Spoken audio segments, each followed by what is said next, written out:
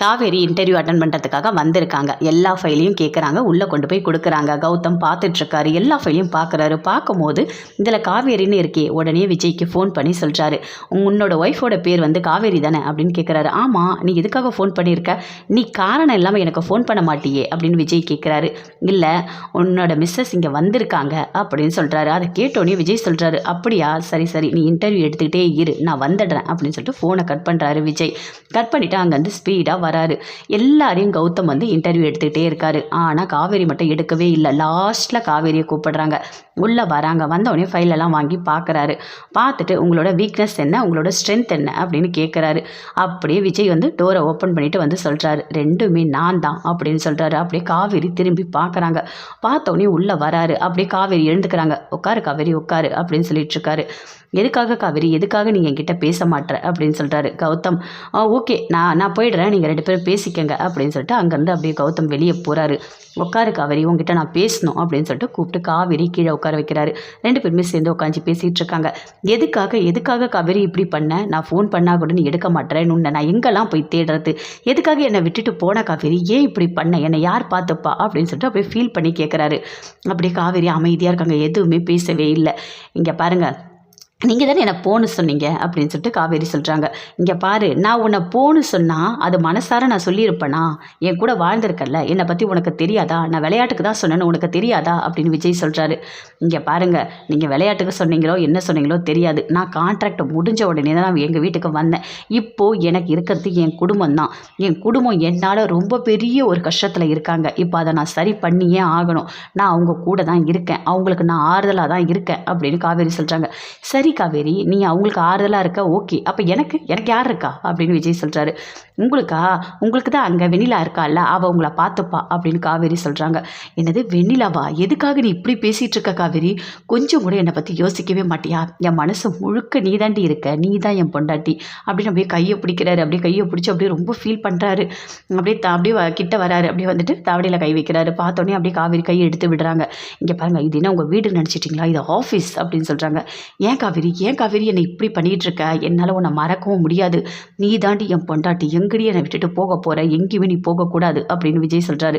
இங்கே பாருங்கள், எங்கள் அம்மா கிட்ட 2 மணி நேரம் தான் நான் டைம் கேட்டு வந்திருக்கேன். இப்போ இன்டர்வியூ அட்டன் பண்ணிவிட்டு நான் போகணும்.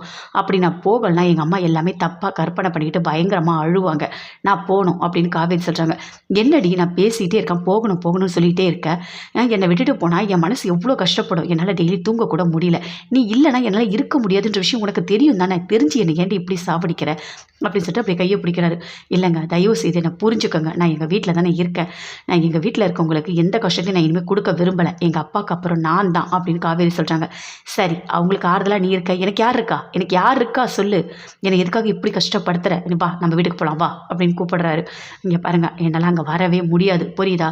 நான் இப்போ வீட்டுக்கு போகணும், என் வழி விடுங்க அப்படின்னு சொல்கிறாங்க. சரி, இப்போ நான் வீட்டுக்கு தானே போகணும், போ அப்படின்னு சொல்கிறாரு. அங்கேருந்து அப்படி காவேரி போகிறாங்க. அப்படியே திரும்பி விஜய் பார்க்குறாரு. காவேரியும் அப்படியே பார்க்குறாங்க. பார்த்துட்டு பயங்கரமாக அழுதுட்டு போகிறாங்க. அங்கேருந்து அவங்க ஃப்ரெண்டு வராரு கௌதம். என்ன இப்போ ஏதாவது பெரிய பிரச்சனையா? உன்னோட மிஸ்ஸஸ் ரொம்ப கோவமாக போகிறாங்க அப்படின்னு சொல்லிட்டு கௌதம் கேட்குறாரு. பிரச்சனைலாம் ஒன்றும் இல்லை, சாதாரண பிரச்சனை தான் அப்படின்னு விஜய் சொல்கிறாரு. என்ன இது சின்னதுன்னு சொல்கிற, பார்த்தா அப்படி தெரியலையே அப்படின்னு கௌதம் சொல்கிறாரு. நாங்கள் 2 பேரும் இப்போ பிரிஞ்சிருக்கோம் அப்படின்னு விஜய் சொல்கிறாரு. என்னது பிரிஞ்சிருக்கீங்களா? என்னடா சொல்கிற, பிரிஞ்சிருக்கீங்களா? ஏன்டா இவ்வளோ பெரிய இதுவை சொல்கிற அப்படின்னு சொல்லிட்டு அவங்க ஃப்ரெண்டு கேட்குறாரு. ஆமாம், என்கிட்ட கோச்சிக்கிட்டு அவங்க அம்மா வீட்டுக்கு போயிட்டா. ஓ, அவங்க அம்மா வீட்டுக்கு போயிட்டாங்களா? இது ஒரு பெரிய பிரச்சனையா? அதையா நீ பிரிஞ்சிருக்காங்கன்னு சொன்னேன்? இது பிரிஞ்சிருக்கிறதுக்கு இல்லை, உங்ககிட்ட கோச்சிட்டு அவங்க அம்மா வீட்டுக்கு போயிருக்காங்க, அப்படி தான் சொல்லணும் அப்படின்னு கௌதம் சொல்கிறாரு. ஓ ஆமாம், இல்லை நல்லா இருக்குல்ல? ஆமாம், என்கிட்ட சண்டை போட்டுட்டு என் பொண்டாட்டி அவங்க அம்மா வீட்டுக்கு போயிட்டா. நான் இனிமேல் இதையே மெயின்டைன் பண்ணுறேன் அப்படின்னு விஜய் சொல்கிறாரு. சரி, நான் கிளம்புறேன் அப்படின்னு சொல்கிறாரு. இரு ஒரு நிமிஷம் இரு அப்படின்னு அவங்க ஃப்ரெண்டுக்கிட்ட விஜய் சொல்கிறாரு. இங்கே பாரு, இப்போ நீ என்ன பண்ணுற தெரியுமா? நீ காவேரிக்கு ஃபோன் பண்ணி சொல்லு, நான் இங்கே ஒரு ஆஃபர் இருக்குது, இங்கே எம்டி போஸ்ட் இருக்குது அப்படின்னு சொல்லு, நிறைய சேலரி சொல்லு அப்படின்னு சொல்கிறாரு விஜய். என்னடா விளையாடிக்கிட்டு இருக்கா? எம்டி போஸ்ட்டா? என்னடா பேசிகிட்டு இருக்க அப்படின்னு சொல்லிட்டு அவங்க ஃப்ரெண்டு கேட்குறாரு. நீ என்னடா டைம் பாஸ் பண்ணிகிட்டு இருக்கியா? எனக்கு நிறைய வேலை இருக்குது அப்படின்னு சொல்கிறாரு கௌதம். இங்கே பாரு, நான் டைம்லாம் பாஸ் பண்ணலை. நீ இப்போ ஃபோன் பண்ணி கண்டிப்பாக ஒரு வேலை இருக்குன்னு சொல்லிட்டு ஒரு நல்ல ஒரு போஸ்டிங் கொடு, சம்பளம் 75,000 ரூபாய் சொல்லு, அதுக்கான பணம் எல்லாமே நான் தரேன். காவேரிக்கு வேலை செய்யணும்னு எந்த அவசியமும் இல்லை அப்படின்னு சொல்கிறாரு விஜய். சரி இரு ஃபோன் பண்ணுறேன் அப்படின்னு சொல்லிட்டு காவேரி ரொம்ப ஃபீல் பண்ணிவிட்டு ரோட்டில் நடந்து போயிட்டுருக்காங்க. அப்போ ஃபோன் பண்ணுறாரு கௌதம்.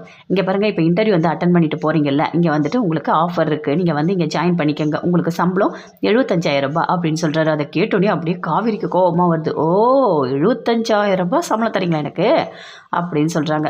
இங்கே பாருங்கள், நான் வேலைக்கெல்லாம் அங்கே வரல அப்படின்னு சொல்லிட்டு ஃபோனை கட் பண்ணுறாங்க. அப்படியே ஃபீல் பண்ணுறாரு.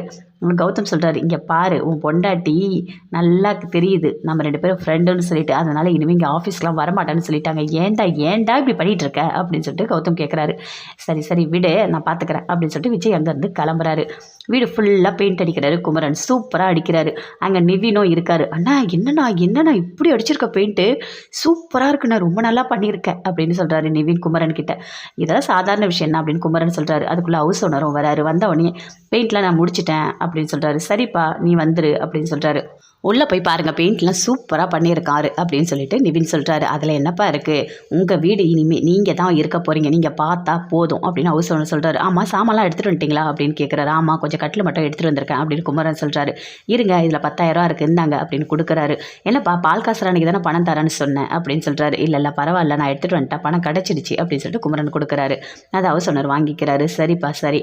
ஆமாம், எங்கள் ஒய்ஃப் கிட்ட கேட்டுருந்தீங்களாமே நான்வெஜ் சமைக்கலாமான்னு சொல்லிட்டு. நல்லபடியாக சமைக்கலாம், நல்லா சாப்பிட்லாம், ஒன்றும் பிரச்சனை கிடையாது, நாங்கள் அதில் தலையிடவே மாட்டோம் அப்படின்னு சொல்கிறார் ஹவுஸ் ஓனர். சரிப்பா பார்த்துக்கோ அப்படின்னு சொல்லிட்டு அங்கேருந்து ஹவுஸ் ஓனர் போகிறாரு.